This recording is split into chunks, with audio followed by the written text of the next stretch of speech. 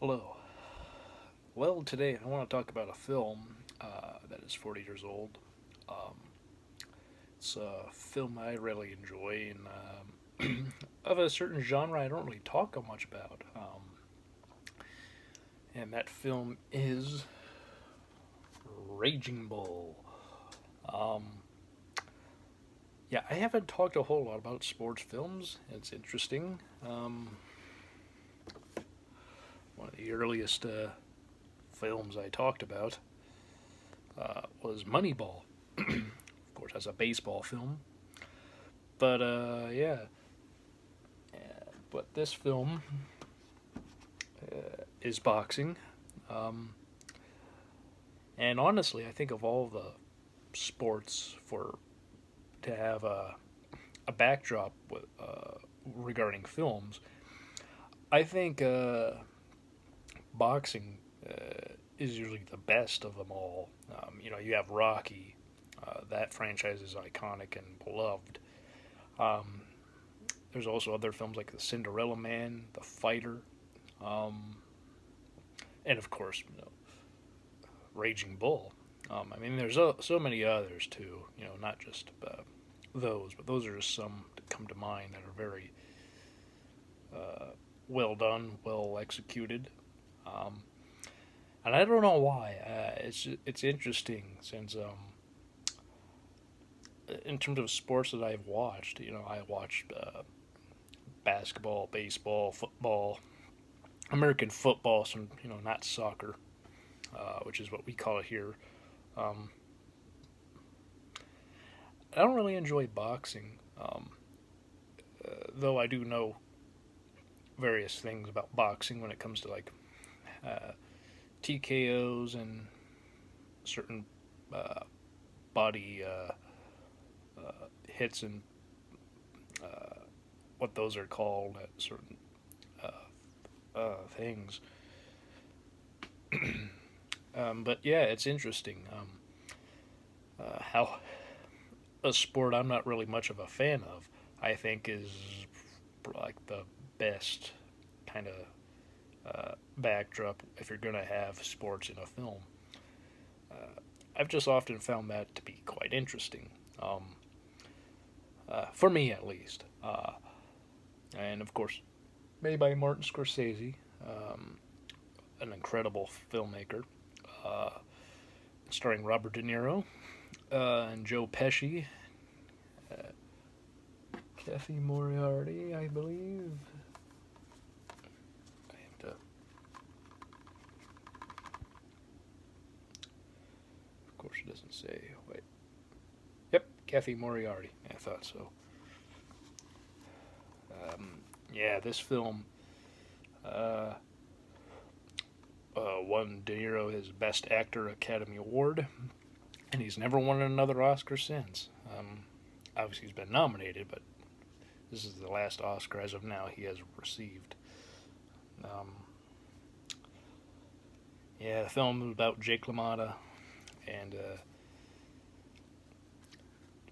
his life in and out of the ring, and he's a very like a hothead, very angry, and just it's a character like that. Of course, it's based off a true story, but somebody like that, in a fictional setting, is not likable, and if it's a real person, it's makes I think in a way the person even more unlikable because a lot of ways certain things like this happened. But of course, it's a film, so not everything will be completely accurate. Though, in one of the special features here, after watching the film and just seeing how Jake LaMotta was in the film, and that you hear because there's something with Jake LaMotta, the real guy. He's passed away since, but he was talking about how when the film came out and he saw it, and he was sitting next to his ex-wife, um, Kathy Moriarty plays in the film, and he asked her, as certain scenes unfold, like how he was very violent, very angry and yelling and all that. Like he asked, like, was I really that bad? And she said, no, you were worse. And it's interesting how the film, while films, Hollywood, whatever you want to say, often exaggerates certain aspects and of true events, true stories to make things more interesting. There seemed to be a situation where they made it. They kind of toned it down a bit. His ex-wife says he was worse, and I'm like, he seems, when you watch the film and see his behavior towards his wife, towards his brother, and other people, him being a hothead and just losing his temper for the dumbest reasons. He thinks his wife slept with his brother. There's no evidence to that. There's nothing to suggest that. It's just something he thinks, and then he's just gets it in his head that it's true. And it's just like things like that which makes him go off and blow up is just so insane. And yet that happens. There are people who are like that. It's interesting just to see in the film moments like that, and it's like, okay, that was like what, toned down, something like that. Quite very possibly. It's based off of a book.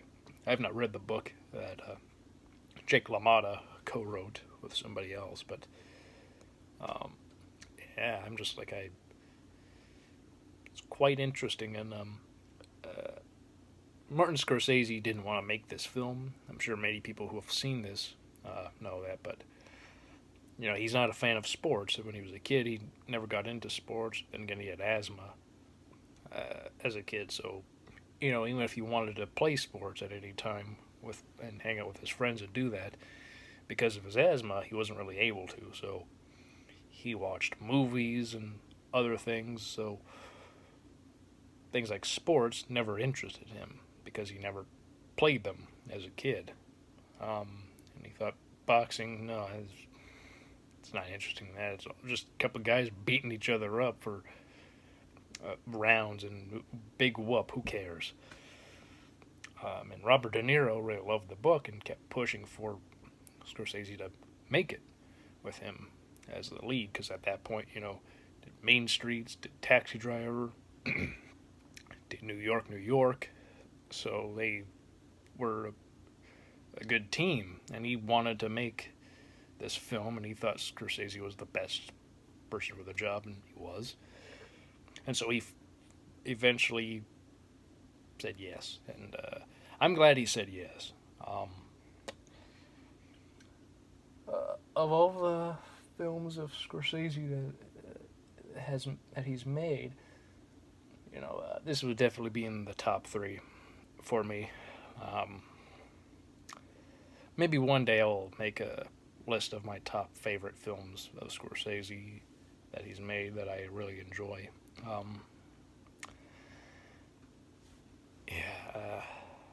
And this is also one of my favorite boxing films, sports films.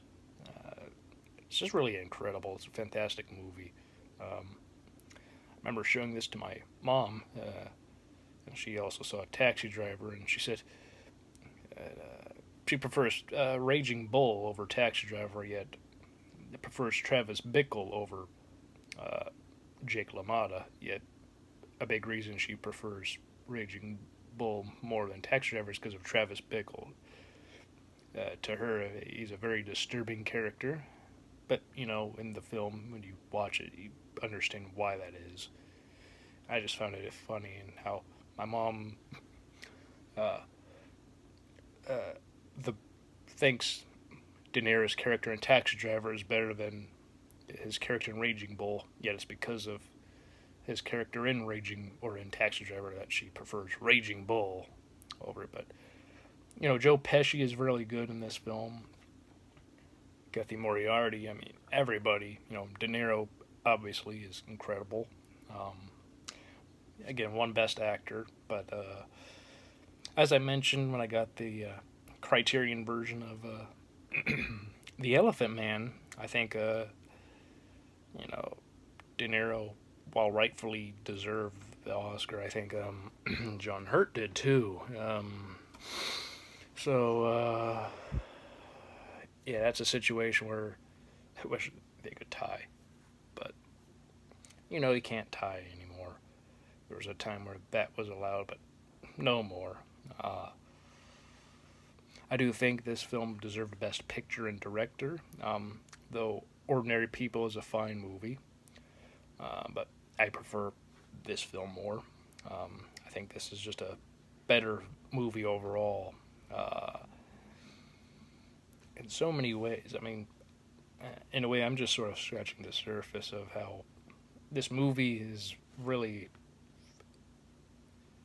at times, it can be intense because of the violence, not from just the boxing. I mean, I guess the boxing can be quite intense, but also just Jake LaMotta and his anger, and then also his brother Joey, who's Joe Pesci plays. You know, he can be quite tempered too, but he's more evenly tempered, and he's very cool-headed compared to Jake. You know, it's it's one of those things that's interesting to watch, and I believe this was Cathy Moriarty's first film, or one of her first films. Uh, Joe Pesci had been in various films prior and stuff when he was younger, but film really got him recognition, and began a partnership with Scorsese and De Niro. De Niro and Pesci have been in films like Once Upon a Time in America, which Scorsese did not make. Um, but yeah, this this is an incredible movie. It's one of my favorite films. This is a movie that I really enjoy rewatching over and over, and I always love seeing it. And just the story that unfolds, and the extras on the Blu-ray are they're fantastic. Um, yeah, it's really all I have to say, honestly. Um, so yeah, until next time. Hope you're all having a great day, having a great week. Have a great weekend. I'll see you all next time. Bye.